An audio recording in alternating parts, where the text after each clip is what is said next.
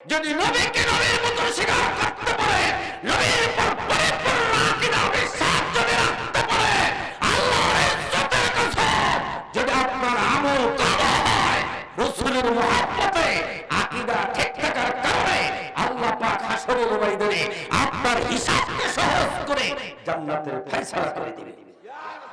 সুবহানাল্লাহ বললেন না? আরো জোরে করে সুবহানাল্লাহ। নামাজ পড়তে পড়তে কপালের মধ্যে যদি হাডুকু বানাইলাম, ওই নামাজ দিয়ে জান্নাতের গ্যারান্টি পাওয়া যায় না। কথা বলেন ঠিক কিনা? দেখবেন নামাজ আমরাও পড়ি, আপনারাও পড়েন না? যারা নামাজ পড়ে দেখবেন প্রত্যেকের পায়ের টাকটির নিচে দাগ আছে কিনা? আর দাগ আছে কিনা? প্রত্যেকের পায়ের টাকটির নিচে একটা কালো দাগ পড়ে না? আচ্ছা, তাহলে আমার প্রশ্ন হলো, সব নামাজিরা আল্লাহ ওয়াহাবি সুন্নাহ যে বলে হইল, সব নামাজিরা নামাজ পড়লে যদি পায়ে যদি কালো দাগ পড়তে পারে, তাহলে প্রত্যেকটা মুসলমান নামাজের কপালে দাগ পড়ার কথা। এই কথা বলেন ঠিক কিনা? তাইলে আমরা সুন্নি মুসলমান যারা, আমাদের কপালে দাগ পড়ে না, আরেকজন লোকের কপালে দাগ পড়ে। আমাদের পায়ে পড়ে, তুকু পায়ে পড়ে, তো তুকু কপালে পড়ে, আমাদের তো কপালে দাগ পড়ার কথা। কথা বলেন ঠিক কিনা? তাইলে কপালে দাগ পড়ে কেন? কোন কারণে দাগ পড়ে?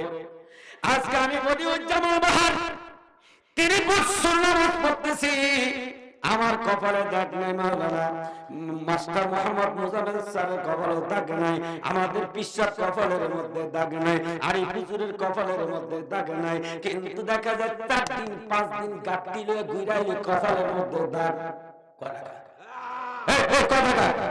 দাগ আছে কি নাই?